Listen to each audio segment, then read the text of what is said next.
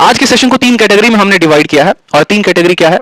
और category number 1 है जहां पर दो वस्तुओं का क्रय मूल्य सेम होगा। जरूरी नहीं है कि ये दो वस्तुएं हो, जरूरी नहीं है कि ये दो ही हो, तीन भी हो सकते हैं, चार भी हो सकते हैं, पांच भी हो सकते हैं। यानी जब अलग अलग वस्तुओं का क्रय मूल्य बराबर हो और उस पे किसी पे 10% का लाभ, किसी पे 20% का लाभ, किसी पे 30% का लाभ ऐसे करके हो, तो आपको कुल लाभ कितना होगा। उसी तरीके से जब दो वस्तुओं का विक्रय मूल्य अलग अलग हो तो आप सवाल को कैसे बनाएंगे, और जब पहले वस्तु का क्रय मूल्य दूसरे वस्तु के विक्रय मूल्य के बराबर हो तो कैसे होगा। ठीक है, तो बात करते हैं। देखिए, जैसे मानिए हम छोटा सा एग्जांपल लेते हैं और छोटे से एग्जांपल से आज के वीडियो कांसेप्ट को समझते हैं। मान लीजिए कि मेरे पास दो वस्तु है, ये मेरी पहली वस्तु है और ये मेरी दूसरी वस्तु है।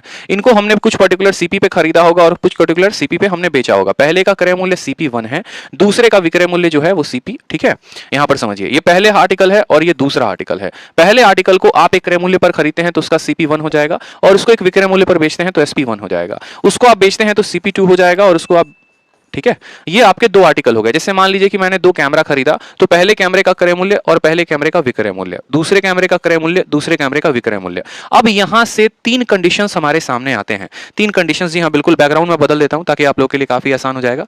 ठीक है, यहां पर हमारे लिए तीन कंडीशन सामने आ जाते हैं और वो तीनों कंडीशंस को हम देखते हैं। पहला कंडीशन क्या है और दूसरा कंडीशन क्या है। एक वस्तु को CP1 पे खरीदा, SP1 पे बेचा, और दूसरे वस्तु को, ठीक है, CP2 पे खरीदा और SP2 पे बेचा। तो कंडीशन नंबर 1 क्या होता है? कंडीशन नंबर ये होता है 1 कि हो सकता है कि आपने दोनों वस्तुओं को बराबर दाम पे खरीदा होगा, यानी दोनों वस्तुओं का जो क्रय मूल्य होगा वो बराबर होगा। इसको कंडीशन को कहते हैं कि ये कंडीशन क्या है हमारा, तो ये कंडीशन है कि CP सेम होगा। ठीक, अब बात करते हैं दूसरे नंबर कंडीशन की। हो सकता है आपने दोनों वस्तुओं को बराबर के दाम पर बेचा हो, आप खरीद किसी भी रेट पे लो, उसको कोई फर्क नहीं पड़ता है, किसी को 10 लाख पे खरीदो, किसी को 15 लाख पे, लेकिन आप जब बेचोगे तो उनको बराबर दाम पे बेचोगे, उनको बोलते हैं SP सेम। उनको क्या बोलते हैं जनाब? उनको बोलते हैं SP सेम। और जो तीसरा और सबसे घातक है सवाल, जो इस बार के पेपर में काफी ज्यादा बार पूछा गया था, वो था आपका कि अगर पहले वस्तु का क्रय मूल्य दूसरे वस्तु के विक्रय मूल्य के बराबर हो तो क्या होगा। यानी CP ऑफ फर्स्ट आर्टिकल बराबर SP ऑफ सेकंड आर्टिकल। ये बहुत इंपॉर्टेंट है, इस बात का ध्यान रखिए। CP ऑफ फर्स्ट आर्टिकल बराबर SP ऑफ सेकंड आर्टिकल। ये दो टाइप हैं जिसके ऊपर सबसे ज्यादा क्वेश्चन पूछे जाते हैं। पहला, दोनों का CP सेम, दूसरा SP सेम, और तीसरा, पहले का CP बराबर दूसरे का क्या होगा हमारा, SP हो जाएगा। ठीक है, चलिए तो आगे बढ़ते हैं सवाल में। जो पहली कैटेगरी आप पढ़ने वाले हैं वो पढ़ने वाले हैं CP सेम। क्या पढ़ने वाले हैं? CP सेम पढ़ने वाले हैं। अब इसमें बात करते हैं, जैसे सबसे पहला क्वेश्चन, इन सभी सवालों का इकलौता आपको अप्रोच बताऊंगा जिससे आप सभी तरह के सवालों को बना पाएंगे। तो ध्यान दीजिए, सबसे पहला क्वेश्चन आपके सामने है। एक व्यक्ति तीन वस्तुओं को खरीदता है 3000 रुपए में, प्रत्येक की कीमत 3000 रुपए है। पहले वस्तु को 10% के लाभ पे, दूसरे को 5% के लाभ पे और तीसरे को 15% के नुकसान पे। बताओ टोटल प्रॉफिट या टोटल लॉस कितना होगा। टोटल प्रॉफिट या टोटल लॉस कितना हुआ, सवाल में आपसे पूछा गया है। तो मेरे भाई यहां पर देखो, सवाल में, ये सवाल में कोई खास दम नहीं है। आप यहां पर फोकस करिए कि दो वस्तु खरीदी है, तीन खरीदी है, चार खरीदी है, कोई फर्क नहीं था। फोकस ये करना है कि क्या बराबर दाम में खरीदा है। तो हाँ भाई साहब, सभी का जो CP है वो क्या है, समान है। सभी का क्रय मूल्य क्या है, समान है। अगर सभी का क्रय मूल्य समान है तो उनका हम लाभ कैसे निकालेंगे। ठीक है, उनका हम लाभ कैसे निकालेंगे। जैसे अगर हम यहां पर बोलते हैं कि हमारे पास तीन आर्टिकल है, ये पहला आर्टिकल है, ये दूसरा आर्टिकल है, ये तीसरा आर्टिकल है। आपको यहां पर किसी का भी CP लेने का जरूरत नहीं है। ये सवाल CP के डेटा पे डिपेंड नहीं करता है।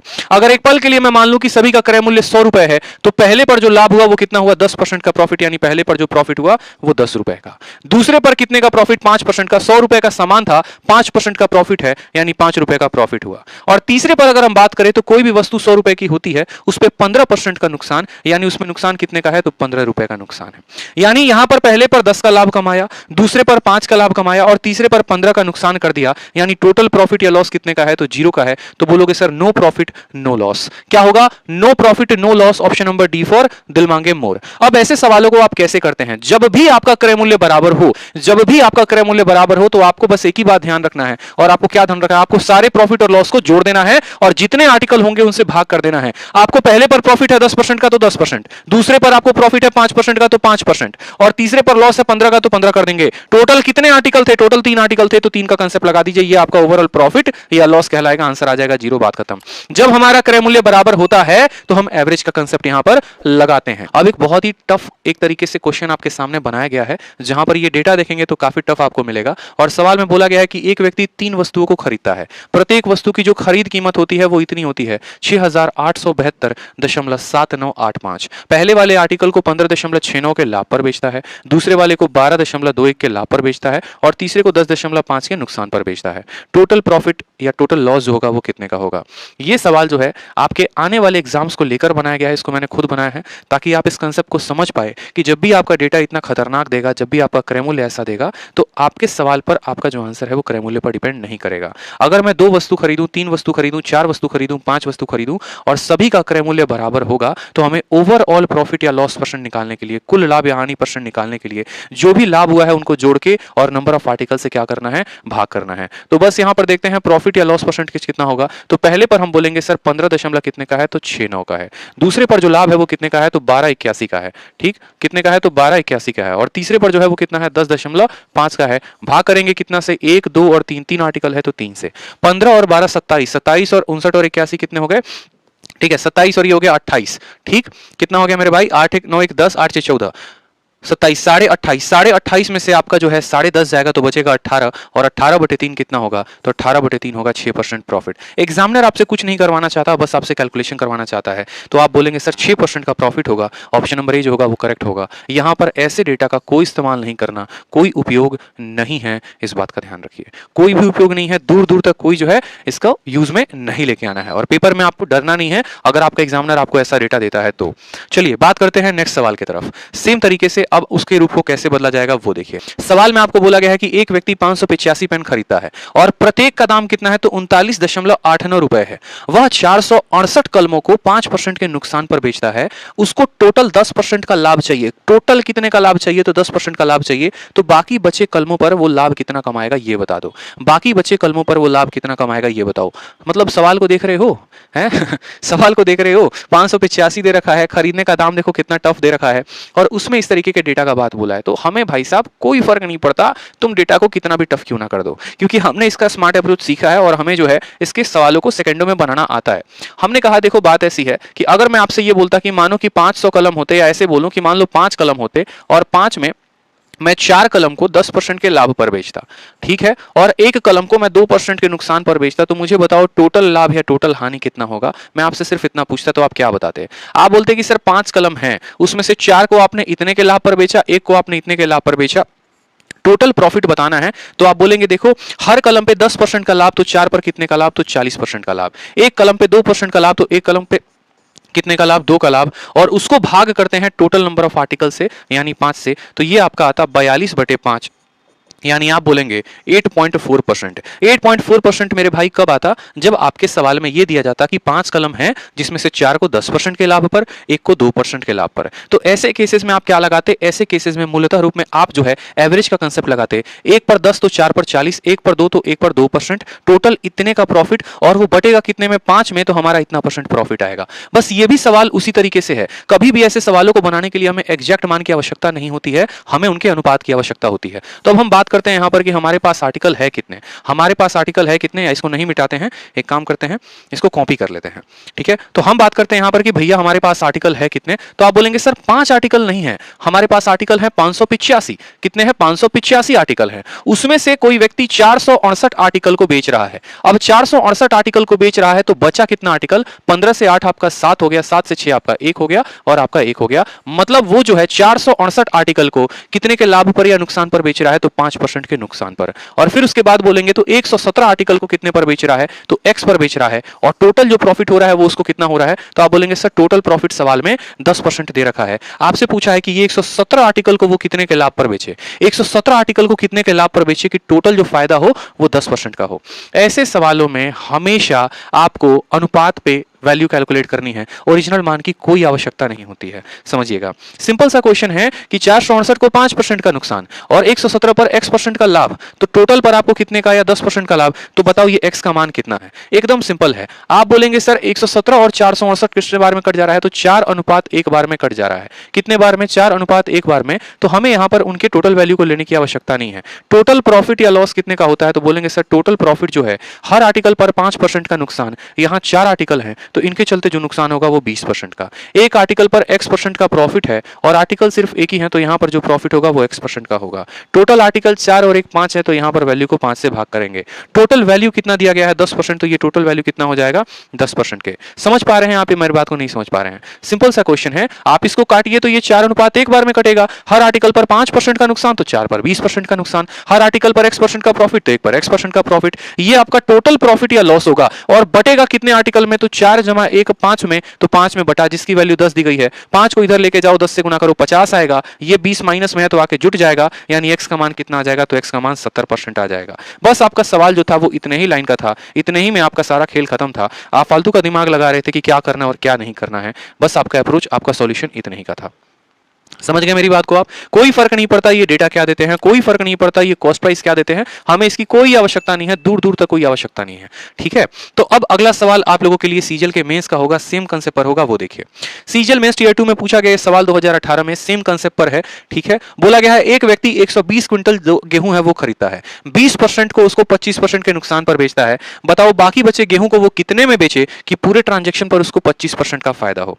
ठीक है, पूरे ट्रांजेक्शन पर उसको कितने का फायदा हो? 25% का फायदा हो। क्या यहां पर हमें 120 क्विंटल की आवश्यकता है? बताइए, 120 हो, 220 हो, 450 क्विंटल हो, क्या हमें कोई भी आवश्यकता है? आप बोलेंगे नहीं सर, एक्चुअल वजन हो या एक्चुअल कॉस्ट प्राइस हो, हमें इनकी कोई आवश्यकता नहीं होती है। अगर हमें कोई आवश्यकता नहीं होती है तो हमें आवश्यकता होती किसकी है? तो हमें बस क्वांटिटी की रेशियो की आवश्यकता होती है कि भैया कितना सामान था और क्या क्या था। क्वांटिटी का रेशियो चाहिए और प्रॉफिट या लॉस उन पर कितना हुआ वो चाहिए। तो हमने कहा 20% को हमने बेचा है कितने पे? 25% के नुकसान पे। मान लीजिए कि 5 हमारे पास आर्टिकल थे, तो 5 का 20% 1 होता है, बच कितना गया? तो 4 बच गया। मतलब एक आर्टिकल को कितने के फायदे पर बोला गया है? तो एक आर्टिकल मतलब अगर हम बात करें क्वांटिटी की, तो क्वांटिटी हमारा 1 होगा और प्रॉफिट या लॉस उस पे कितना होगा? तो बोलेंगे सर 25% का क्या है? तो लॉस है। फिर उसके बाद हमारा कितना आर्टिकल बच गया? तो 4। अब बोलोगे सर ये 1 और 4 कहां से आया है? तो मेरे भाई देखो, बहुत परेशान होते हो आप लोग। 1 और 4 कहां से आया समझो। मान लो कि हमने कहा 20% है, तो दूसरा वाला ऑटोमेटिक कितना होगा? 80% होगा। ये जो भी वजन होगा उसका ये 20% है। मान लो 120 है तो 120 का 20%, 120 का 80%। ये 20 और 80% किस अनुपात में होंगे? तो ये 1:4 में होंगे। यहां पर एक वस्तु को कितने के नुकसान पर बेचा जा रहा है? तो एक वस्तु को 25% के नुकसान पर। और यहां 4 वस्तु को कितने के नुकसान पर बेचा जा रहा है या फायदे पर? तो वो नहीं दिया गया है, बोला गया है x% का। और टोटल पर जो प्रॉफिट है वो कितने का है? तो बोलोगे सर 25% का टोटल पे प्रॉफिट है। एवरेज का कंसेप्ट लगा सकते हो, बताओ, आराम से लग सकता है। बोलोगे सर टोटल जो प्रॉफिट है वो कितने का है? तो 25 का है। ये टोटल प्रॉफिट बराबर होगा एक वस्तु पर 25% का नुकसान 1 into 25 हो जाएगा -25। 4 आर्टिकल पर x% का प्रॉफिट तो हो जाएगा ये 4x, और भाग करेंगे कितने से? जितने आर्टिकल है उससे। 1 जमा 4 यानी 5 से। 25 का 5 गुना 125, 125 में 5 आ जाएगा 150, तो x की वैल्यू हो जाएगी 150/4 यानी 75/2, और जिसको आप कह सकते हैं कि 37.5% का लाभ, यानी इसका मान कितना होगा? 37 सही 1/2।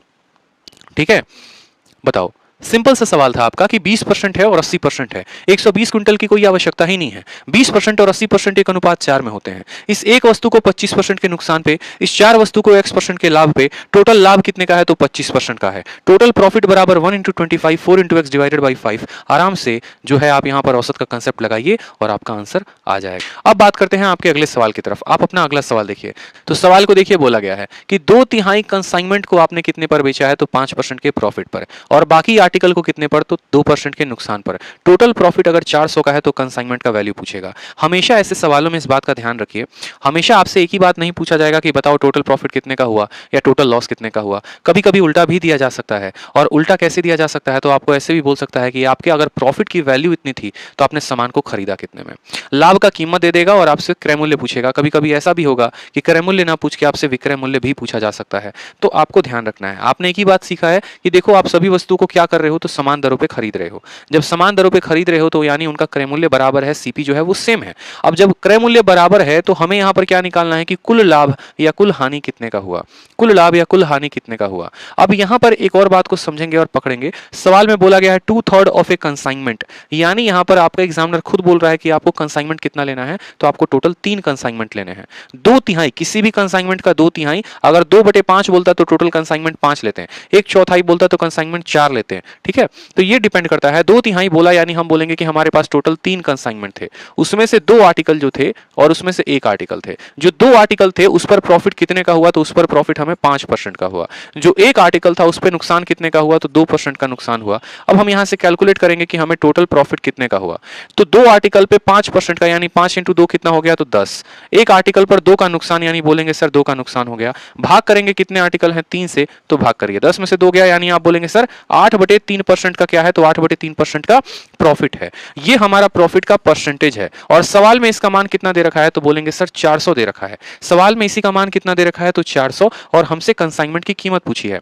आपको पता है कि कोई भी कंसाइनमेंट होता है, कुछ भी होता है, उसका क्रय मूल्य अपने आप में कितना परसेंट होता है, तो 100% होता है। यानी आप बोलेंगे सर ये जो 400 है, ये 400 कितने परसेंट का मान है, तो ये 400 8/3% का मान है। और हमें कितने परसेंट का मान बताना है, तो हमें उसका वैल्यू बताना है, यानी उसका 100% का मान हमें बताना है। इस बात का ध्यान रखिए, 8/3% का मान दिया है और 100% का मान हमें बताना है, तो हम इसको कैलकुलेट करेंगे। ये 3 हमारा कहां चला जाएगा, तो ऊपर चला जाएगा। इस 3 को यहां से हटाइए और 3 को ऊपर में गुना करिए। समझ गए बात को। 8 से काटेंगे तो 50 बार में कटेगा, 5 इंटू 3 15 हो गया, और 3 जीरो मुफ्त के आ गए, तो यहां पर लगा दो कि उसकी कीमत कितनी थी, तो 15,000 की थी। ठीक है, बहुत अच्छे।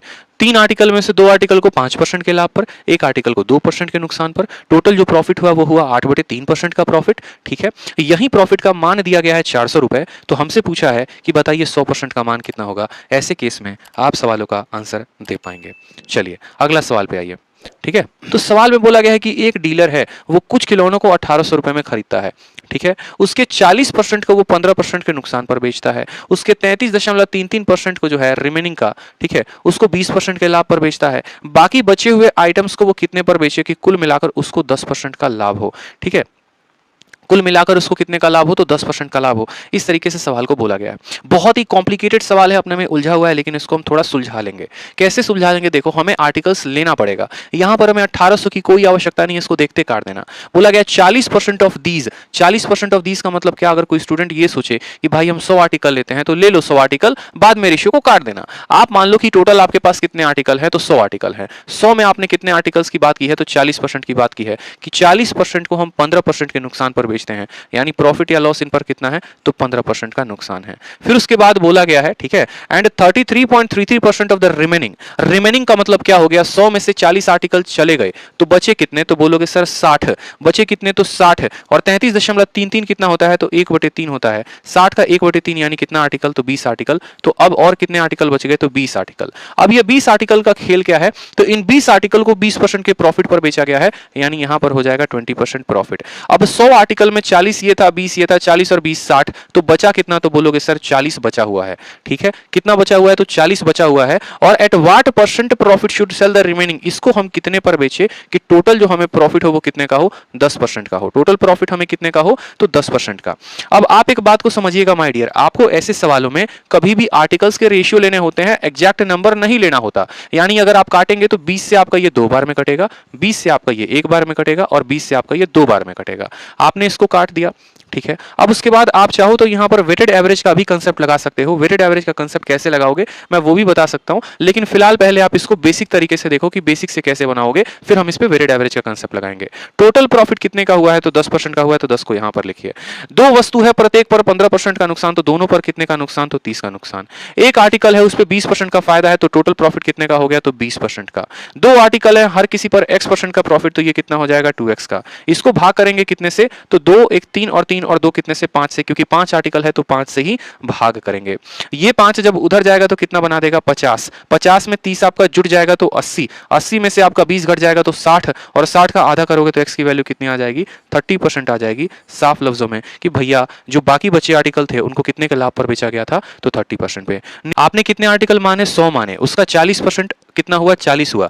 बचे हुए का 1/3 यानी 20 हुआ। फिर कितने बच गए, 40। इनको 15 के लाभ पर, इनको 20 के लाभ पर, इनको x के लाभ पर, टोटल प्रॉफिट का मान 10 दिया गया है। कैसे कैलकुलेट करेंगे, अब देखो हमने पहले टाइप को तो कवर कर लिया, जहां पर हमने ये काफी अच्छे तरीके से पढ़ा कि जब 2-3 वस्तुओं का क्रय मूल्य बराबर हो तो हम कुल लाभ या कुल हानि प्रतिशत कैसे निकालते हैं। अब हमें जो पढ़ना है माय डियर वो क्या क्या पढ़ना है, हमें पढ़ना है कि यदि दो या तीन वस्तुओं का विक्रय मूल्य बराबर हो, सेलिंग प्राइस बराबर हो, उनको बराबर कीमत पर बेचा जाए और उसमें क्या हो, किसी एक वस्तु पर लाभ होता है और किसी एक वस्तु पर नुकसान होता है, तो उस केस में हम टोटल लाभ या टोटल हानि कैसे बताएंगे। ये जो क्वेश्चन आने वाले हैं इसमें बच्चे काफी कंफ्यूज होते हैं। जैसे सबसे पहला सवाल आपके सामने रखा है और सवाल क्या रखा है, दो घोड़े हैं और प्रत्येक घोड़े को 1920.725 रुपए में बेचा जाता है। पहले को 20% के नुकसान पर, दूसरे को 20% के फायदे पर, तो टोटल प्रॉफिट या टोटल लॉस कितने का होगा। यानी एसपी सेम की हम बात कर रहे हैं, विक्रय मूल्य बराबर है, हम उसकी बात कर रहे हैं। अब ये सवाल देखिए, सवाल देखते ही आपको लगेगा यार काफी कैलकुलेटिव क्वेश्चन होने वाला है, इसको छोड़ो और आगे बढ़ो, इसको छोड़ो और आगे बढ़ो। लेकिन मैं बार बार आप लोगों से एक ही बात कहता हूं कि सवाल सारे छोड़ने वाले नहीं होते हैं, वो आपको नहीं आता इस वजह से आपको लग रहा है कि आपको छोड़ना चाहिए, लेकिन आज के बाद आपको लाना और आपको लगना भी शुरू हो जाएगा और आप इसका उत्तर दे पाएंगे सही से। मेरी बात को समझिए।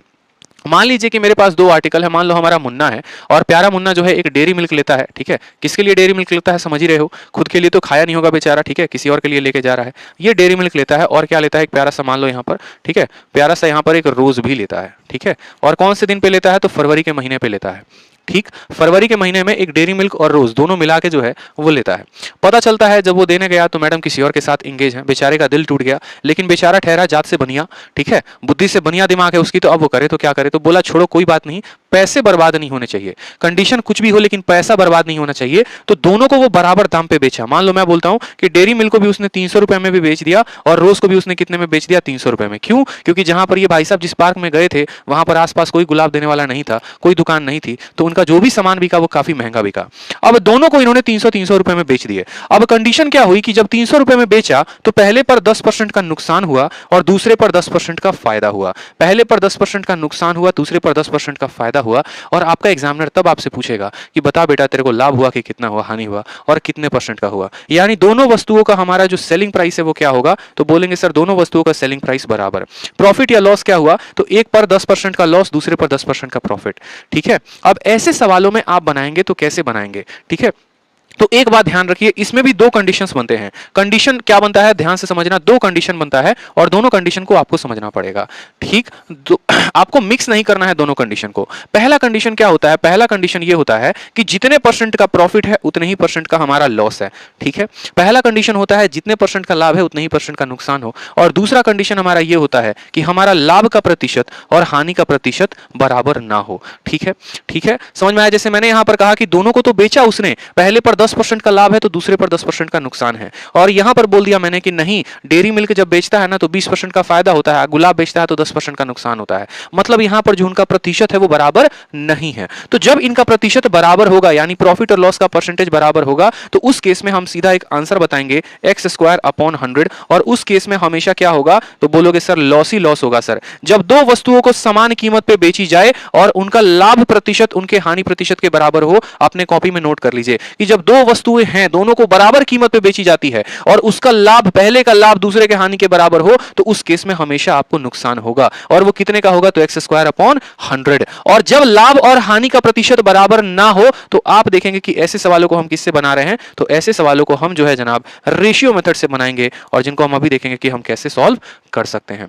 दो तरीके हमारे पास और दोनों तरीके से हम सवालों को सॉल्व करेंगे। जैसे यहां पर आप देखो तो मान लो यहां पर डेयरी मिल्क को 300 रुपए में और रोज को भी 300 रुपए में। यहां पर लॉस जो है वो 10% का, यहां प्रॉफिट 10% का। हमारा जो प्रॉफिट है और जो हमारा लॉस है, यहां प्रॉफिट और जो लॉस है, लाभ है जो हानि है, उनका प्रतिशत बराबर है। अगर उनका प्रतिशत बराबर है तो हमने आपको क्या कहा था, जब ये दोनों प्रतिशत बराबर होंगे तो आंसर x²/100 होगा। यानी आप बोलेंगे सर 10 का स्क्वायर बटे 100, 10 का स्क्वायर 100 होता है, 100 बटे 100 कितना आएगा, 1 आएगा। यानी 1% का क्या होगा, तो नुकसान होगा। 1% का क्या होगा, तो नुकसान होगा। कब, जब वो बराबर दामों में बेचे। तो उसी तरीके से आपका ये सवाल दिया गया है। अब आपका ये सवाल दिया गया है तो आप इसमें देखो आपका विक्रय मूल्य कितना दिया है, आपको उससे कोई फर्क नहीं पड़ना चाहिए। आप बस ये देखो पहले वाले को 20% के नुकसान पे, दूसरे को 20% के फायदा पे। तो बोलोगे सर ने सीधा बताया था कि जब लाभ और हानि दोनों बराबर हो तो वैसे सिचुएशन में हमेशा हानि ही होती है। और वो कितने की होती है, तो x²/100 की होती है मेरे भाई, ठीक है। x के स्थान पर कितना रखेंगे, तो बोलेंगे x के स्थान पर 20 है, तो बोलेंगे सर 20 का स्क्वायर यानी 20 × 20 बटे 100 रखेंगे। यहां पर जीरो से आपका जीरो खत्म, जीरो से जीरो खत्म। बोलेंगे सर 4% का क्या है, तो 4% का लॉस है। 4% का क्या है, तो 4% का लॉस है। ऑप्शन नंबर जो सी होगा वो क्या होगा, करेक्ट आंसर होगा। ठीक है, वीडियो पसंद आए, कंसेप्ट मेरे अच्छे लगते हैं, अगर आपको इस वीडियो से थोड़ी सी भी वैल्यू मिलती है तो जरूर इस वीडियो को लाइक करिए और चैनल को सब्सक्राइब करिए। ठीक है, समझ में आ रहा है मेरे भाई। ठीक है, और जब परसेंटेज सेम नहीं होगा तो क्या करेंगे वो भी मैं आपको बताऊंगा। जैसे एक और क्वेश्चन है आप सभी के सामने, ये भी थोड़ा सा धुआंधार क्वेश्चन है क्योंकि इसके डेटा को थोड़ा सा मैंने टफ बना दिया है, लेकिन ये भी सवाल अगर आप देखेंगे तो मात्र 1 सेकंड में आप इस सवाल को बना पाएंगे, सिर्फ और सिर्फ 1 सेकंड, सिर्फ और सिर्फ 1 सेकंड में ये सवाल है। आप किसी को ये सवाल दे दो वो 1 सेकंड में नहीं बनाएगा, लेकिन आप जरूर बना दोगे आप अगर कंसेप्ट सीखते हो तो। दो घोड़े हैं, प्रत्येक को 2489 रुपए में बेचा गया है, ठीक है, और पहले वाले को 8.3 के नुकसान पे और दूसरे वाले को 8.3 के फायदे पे। आपसे बोला गया है ओवरऑल प्रॉफिट या लॉस क्या होगा, ठीक है, ओवरऑल प्रॉफिट या लॉस क्या होगा। बहुत शानदार निकिता कुमारी, सी फॉर चलो इंस्पेक्टर बने, बहुत अच्छी बात है भाई, ठीक है। तो अब यहां पर ऐसे सवालों को आप कैसे बनाओगे, तो सेम तरीके से आप बोलेंगे कि सर देखिए यहां पर लाभ और हानि दोनों का प्रतिशत बराबर है। जब दोनों का प्रतिशत बराबर है तो हम कैसे सवाल को सॉल्व करेंगे, हम बोलेंगे ऐसे केस में तो पक्का लॉस ही लॉस होता है, तो प्रॉफिट वाले आंसर को तो काट ही देना। जब आपका लाभ प्रतिशत आपके हानि परसेंट के बराबर होगा तो आपको जीवन में कभी भी प्रॉफिट नहीं हो सकता है। तो आपका ऑप्शन नंबर ए खत्म हो गया, ऑप्शन नंबर बी खत्म हो गया। बात हो गई तो नुकसान की होगी।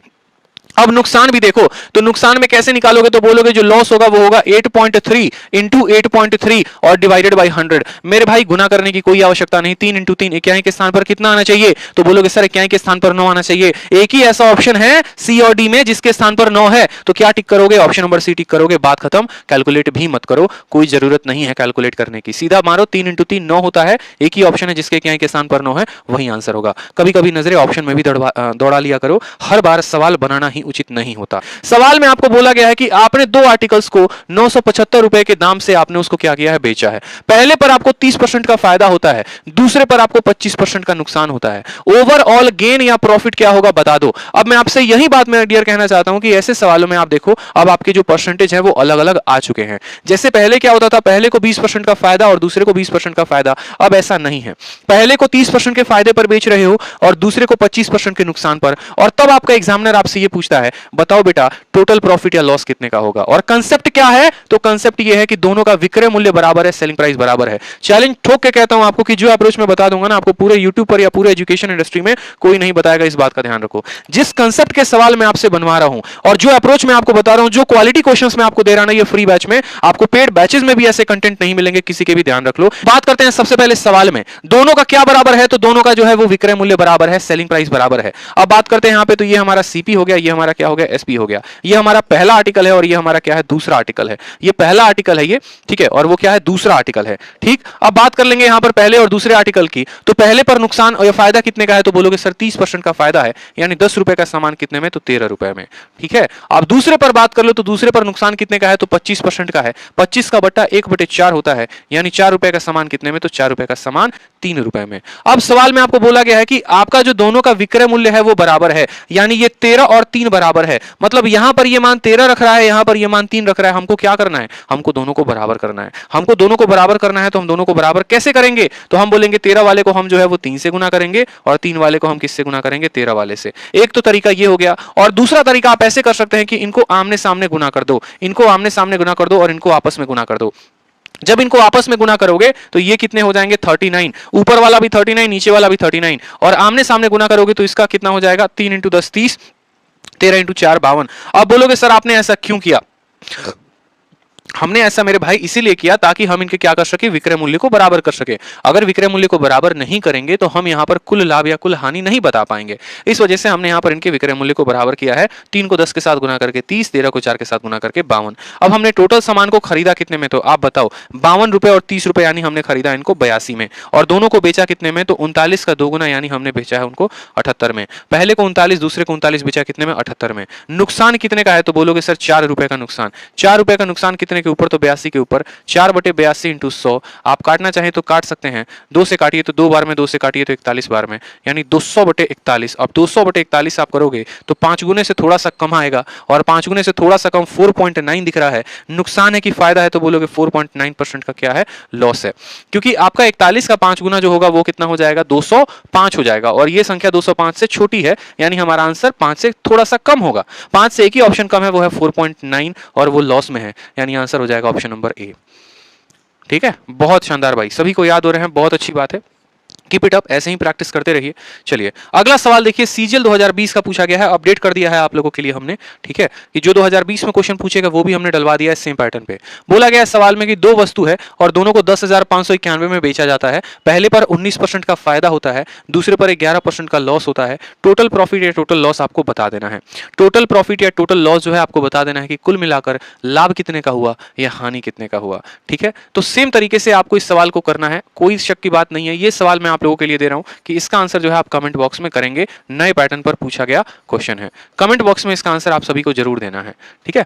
कमेंट बॉक्स में आप सभी को इसका आंसर जरूर देना है, ठीक। चलिए अब ये सीपी सेम और एसपी सेम के टाइप तो हमने सभी पढ़ लिए। अब बात करते हैं, एक और क्वेश्चन आया है सीजीएल 2020 का, ये भी देख लो मेरे भाई, ठीक है। सेम कंसेप्ट पर एक और क्वेश्चन आया सीजीएल 2020 में, सेम कंसेप्ट पर कि एक ट्रेडर दो आर्टिकल को खरीदता है, बॉट टू आर्टिकल, तो ये सीपी सेम का है, ये क्वेश्चन यहां पर नहीं आएगा, ये क्वेश्चन सीपी सेम में आएगा, इसको हटा देते हैं। अब तीसरा जो कंसेप्ट बचता है वो हमारा बचता है कि यदि पहले वस्तु का क्रय मूल्य बराबर हो दूसरे वस्तु के विक्रय मूल्य के, ठीक है। इस पर इस बार के सीजीएल में क्वेश्चन पूछा गया है और साथ में इस बार के एमटीएस में भी क्वेश्चन पूछा गया है। तो इस बात का ध्यान रखिए आप सभी कि ये सीजीएल मेंस में जरूर आएगा और साथ में यूपीएसआई में भी आएगा, 100% ये संभावना तय है।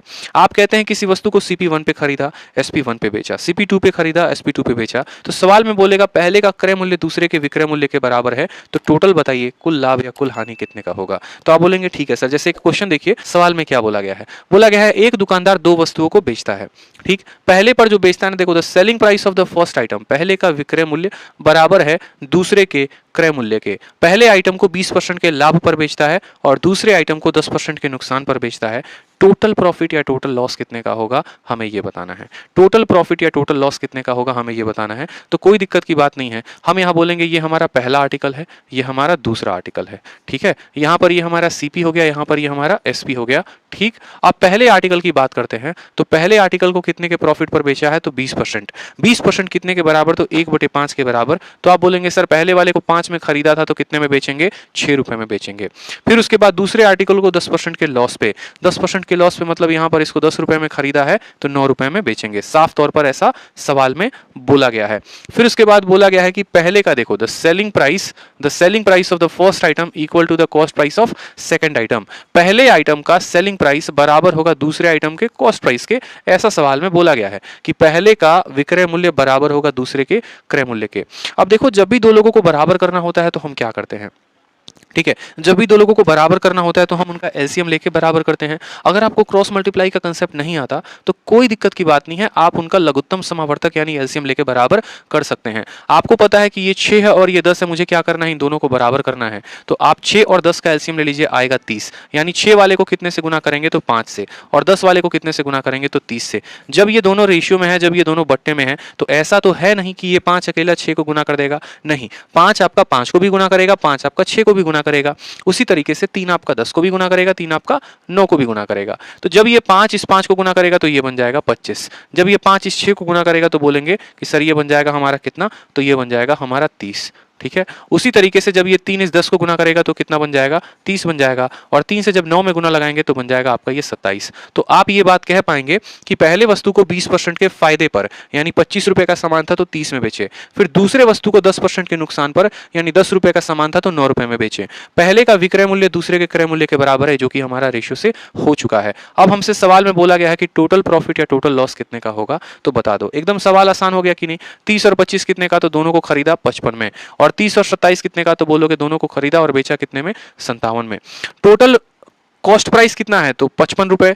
टोटल सेलिंग प्राइस कितना है, 57 रुपए। फायदा हो रहा है कि नुकसान हो रहा है, तो बोलोगे सर फायदा हो रहा है। कितने का फायदा हो रहा है, तो 2 रुपए का फायदा हो रहा है। कितने के ऊपर, तो 55 के ऊपर। तो 2/55 इंटू 100, 2/55 इंटू 100% आपका आंसर है। 5 से काटिए 11 बार में, 5 से काटिए 20 बार में, बोलेंगे सर 40/11%। 40/11% कौन सा ऑप्शन होगा, नन ऑफ दीज जो है वो करेक्ट आंसर होगा। Option number D for Delhi, ठीक है। Option number D for Delhi. तो ये आपका जो था वो थर्ड कंसेप्ट था, जब पहले वस्तु का क्रय मूल्य बराबर होता है दूसरे वस्तु के विक्रय मूल्य के। इस तरीके से आपके टोटल तीनों कंसेप्ट होते हैं खत्म, ठीक। जाते जाते वीडियो को लाइक करें और चैनल को सब्सक्राइब करें। धन्यवाद।